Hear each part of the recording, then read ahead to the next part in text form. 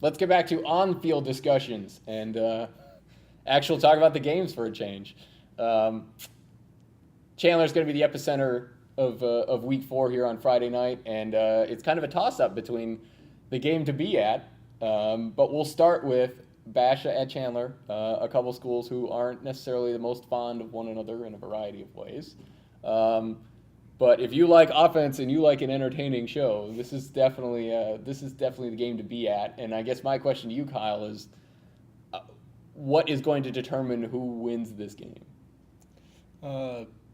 Whoever has the ball last wins. No. It probably might be. I think both teams are again going to score a lot of points. It'll be an interesting game for both because both teams haven't played great competition yet, and we're kind of waiting to see which team is. I think they're both pretty good. Is one team really good? Can one team be a state title contender? And if either of them win by 2 touchdowns, that's probably bodes pretty well moving forward, especially with how Division I is right now, or who knows who's going to win it. And if either of these teams wins easily, they're right in that discussion. Yeah, and Basha won by about 14 points last year and ultimately made a run to the semifinals. Defense certainly not on much display last year. We'll see, given the changeover and whatnot, whether it happens again this year.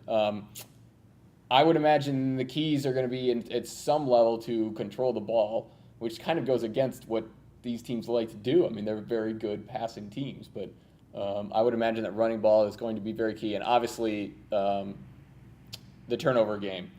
And I wonder, do you feel like win or lose, unless it's a blowout, that we will have a better idea of who these teams are after this game? Yeah, I think Chandler right now is so talented, but a lot of their guys are young, and I think a big question is the running game. They lost Paul Perkins, who went to UCLA. So there's, even if it's a close game or if somebody wins by a lot, we'll be able to tell just kind of the way the game unfolds, how good the defenses are, how good, these receivers are for Chandler. Basha's, I think, we know more about what Basha has. Chandler's still more of an unknown, so I think I'm looking at Chandler to see if they're going to be a contender, or if Basha beats them, maybe they're still too young this year. Yeah, and Chandler coach Sean Aguano said the same thing. He doesn't exactly know what he's got, and that this week is going to determine it. If you love offense and you love shootouts, head to Chandler High School on Friday night.